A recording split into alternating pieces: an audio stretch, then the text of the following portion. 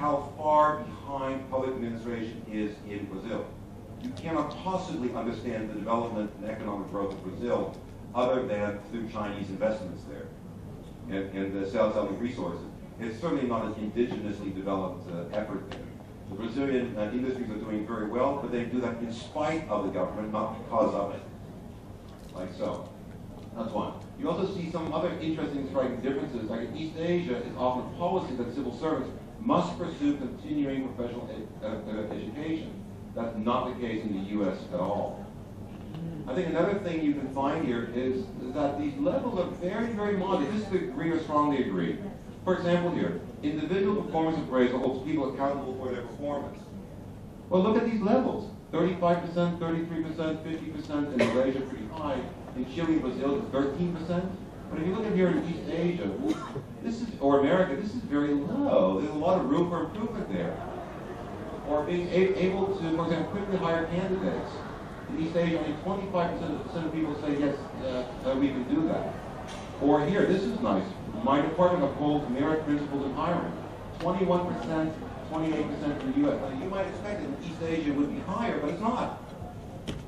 You would expect differences that are just not there, and overall these levels are not very excitingly high, which suggests that on the very basic issues, we still don't do it very well.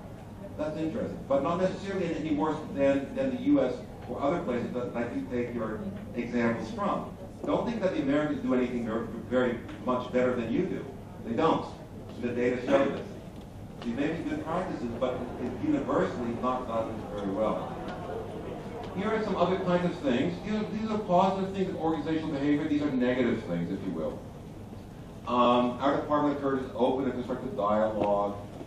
This is medium high, like so. In East Asia, there's something about work ethics. I'm willing to start work early and stay late and finish the job. Yeah. 70% of East Asians say yes, but guess what? In the U.S., even more.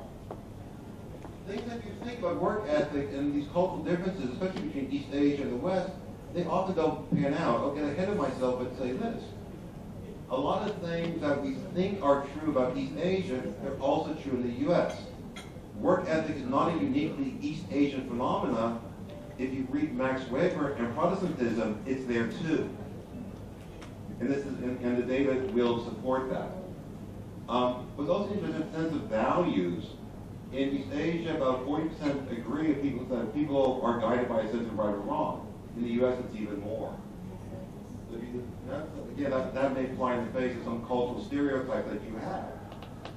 And so this kind of comparative work can bring up some interesting things. Here are some negative things. For example, being innovative and excellent is dangerous to one's career here. These numbers are surprisingly low, except, of course, in Brazil and Chile. They are off the chart in many different ways. People should follow suggestions of their superiors even when they know of better ways. And following, so it's not so much following cultural stereotypes that in East Asia 35% would actually agree with that, as they would in Malaysia and India, but rather in the U.S., the U.S. is in this regard atypical of the world. So you might think that your particular country doesn't stack up well against what the norm is. In fact, it's just the U.S. being atypical in this particular regard. So there's some interesting stuff there to learn. Well, going to some substance here, if we look at what I just spoke about, we can look and see how this affects senior manager leadership and the performance practices in agencies that exist. Both of these are obviously important for outcomes, for what agencies might actually do. Let's take a look for a second at senior manager leadership. There's obviously important reasons why senior public managers need to take initiative. You can't get it all from your elected officials, right? So, overall, this is Asia Pacific. The levels are somewhere between somewhat agree and agree that senior managers, for example, display leadership, take initiative, ensure that the agency responds well. There's room for improvement here. Room for improvement. It's not all that great. If you look across the different countries, not much different. Actually, the coding is reversed here. Actually, the lower number is higher on the Likert scale. But in any event, there's not much variation here, except that in leadership in Brazil and Chile, it was less. But the question is, does this HRM stuff matter, the stuff that we just spoke about? And it sure does.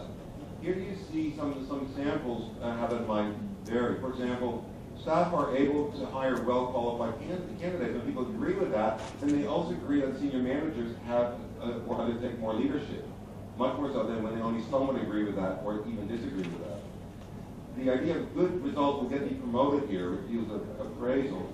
Again, when people strongly agree with that, then senior managers will undertake more leadership. But when they don't, it quickly drops off. Of course, the point is, from what you just saw, most agencies, on average, countries are in this middle area. They're not in the black, they're in the shaded gray area. So just think what better HRM would matter for the performance of public agencies. Yeah. Now, going beyond HRM and the organizational thing, there's some question about the culture that I spoke about. And the survey looked at 3 distinctive cultures. But we could have looked at others that would be relevant to others, but here I focus on sort of East Asia because I live in Chinese Taipei and compare that against the U.S. Here are 3 things that people often talk about: work ethic, group belonging, and obedience and followership. These are thought to be typical East Asian values when you read the literature. There's some reason to maybe question that. As I said, Protestantism has a strong work ethic too.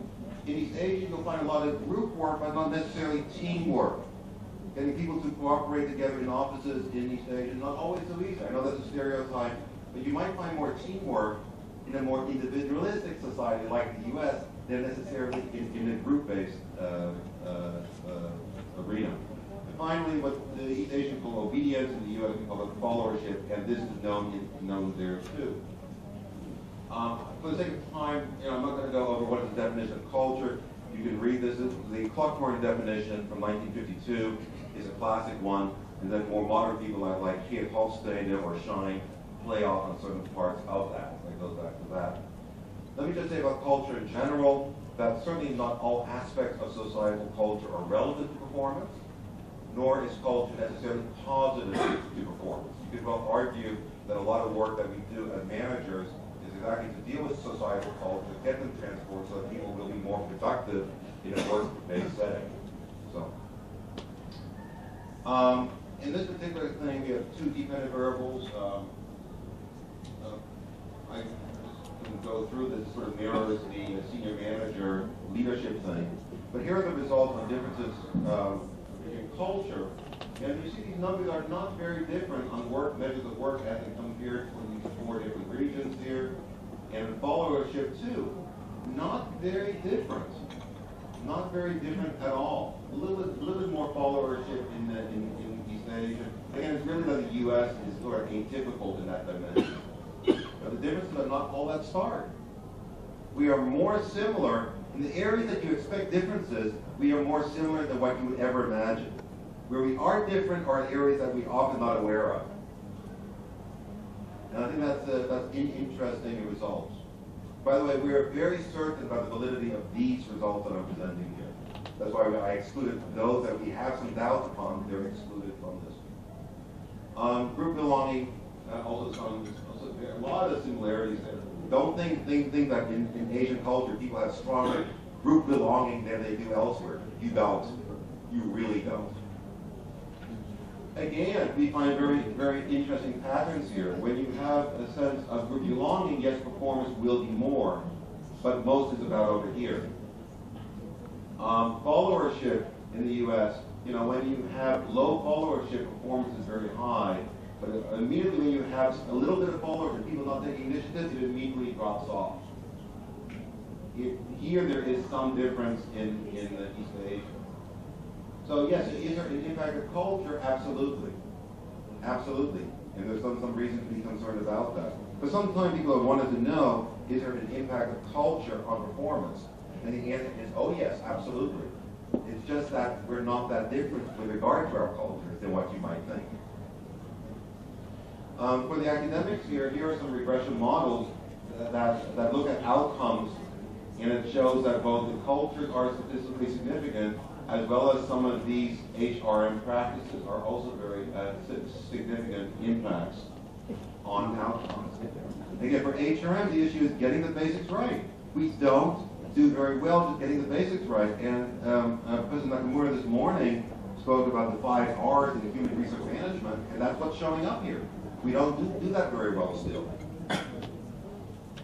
And there are also some indirect effects of culture as well that one can look at. Culture affecting openness, which then affects performance. Culture affecting empowerment, which then affects performance, and so on.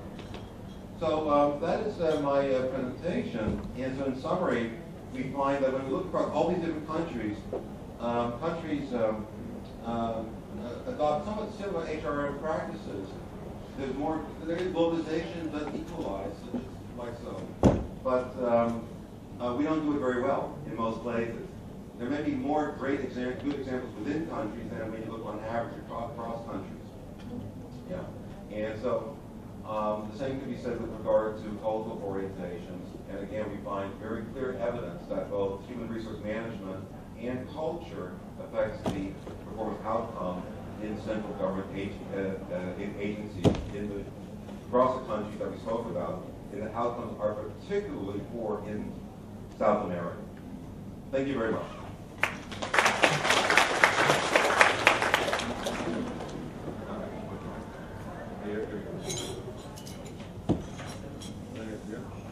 And now, I'll take this one.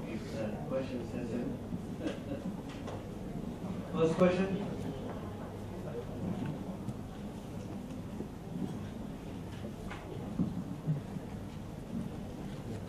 Okay, good.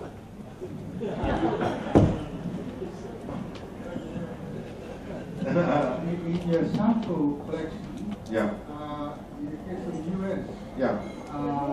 you have accumulated, collected U.S. as one single data, but I guess you have to take into account race, or you take into account the countries the respondent come from.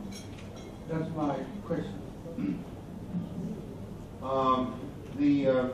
That doesn't show here, does it? Yeah. The U.S. sample consists of state government employees. Maybe compared to the central government. Federal government is not available, and there's some reason for some basis for comparing states. And some states are larger than Chinese, like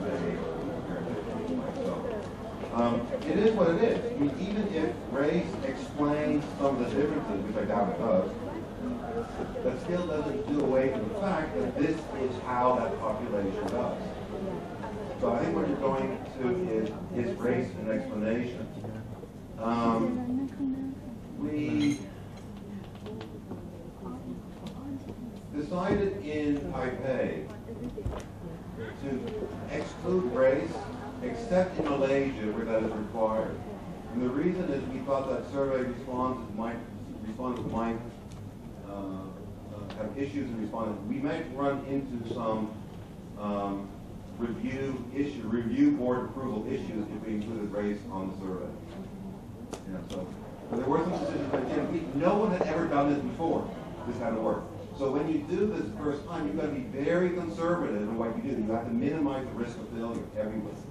So we really don't have data on race. We know gender, we know age, we know education, we know a lot of other things, but just not that variable. Yeah. Thank you very much for your excellent presentation. You have mentioned in your presentation that you have followed that representative sampling method. Can you tell us in particular which method did you apply to select the countries and to select the respondents? And you have